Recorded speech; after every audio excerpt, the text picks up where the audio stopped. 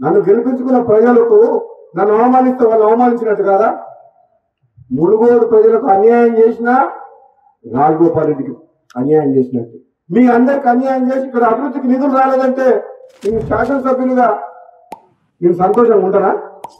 అంటే మీకు అన్యాయం జరిగితే నాకు అన్యాయం జరిగినట్టు కాదా?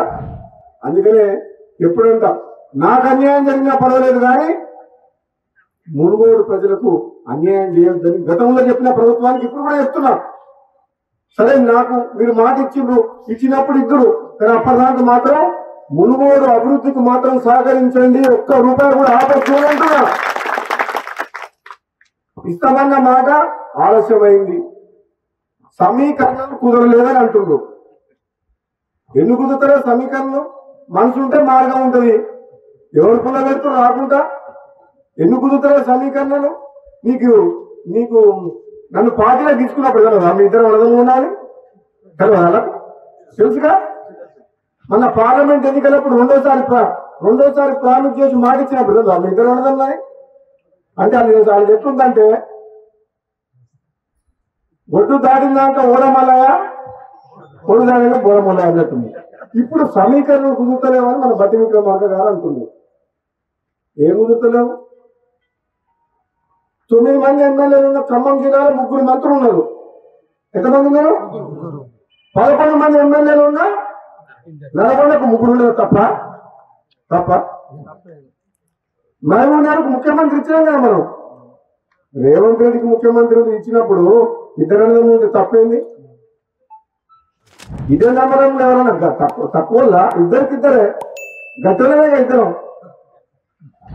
నేనేమంటున్నా, పదవి ఎవరికి ఎప్పుడు ఇవ్వాలని కాంగ్రెస్ పార్టీ అధిష్టానం నిర్ణయం తీసుకుంటుంది. ఆలస్యమైనా సరే నేను ఓపిక పడుతున్నా. పదవుల కోసం పాటులాడే వ్యక్తిని కాను.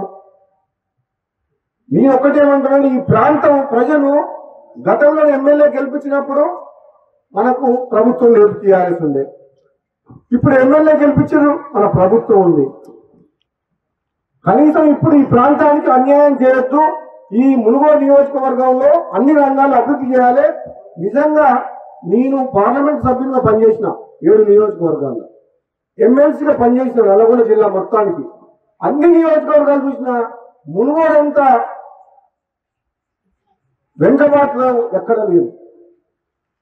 మునుగోడులో రోడ్లు లేవు, ప్రభుత్వ బడులు లేవు, ప్రభుత్వ ఆసుపత్రులు లేవు, కరెంటు సమస్యలు ఉన్నాయి. ఎన్ని రకాల మునుగోడులో మన సాగునీరు కాలువలు ఉన్నాయా? మరి మిర్యాలగూడ, హుజూర్ నగర్, కోదాడ, నాగార్జున సాగర్ ఎట్లున్నాయి కావాలి వాళ్ళకు? అంటే ఇక్కడ మనం డిండి లిఫ్ట్ ఇరిగేషన్ కోసం ఎన్నో ఏరియాస్ కొట్లాడుతున్నాం. కమ్యూనిస్టులు కూడా పాదయాత్ర చేసి పోరాటం చేసిండు. మీరు మన ఎమ్మెల్యే అయిన తర్వాత అసెంబ్లీలో మాట్లాడి, ఉత్తమ్ కుమార్ గారు మాట్లాడి డిండికి నీళ్ళు తీసుకురావని 1200 కోట్లతో ఏదో రిజర్వ్ నుంచి 1200 కోట్లతో సొరంగ మార్గం టెండర్లు పిలిపించినాం.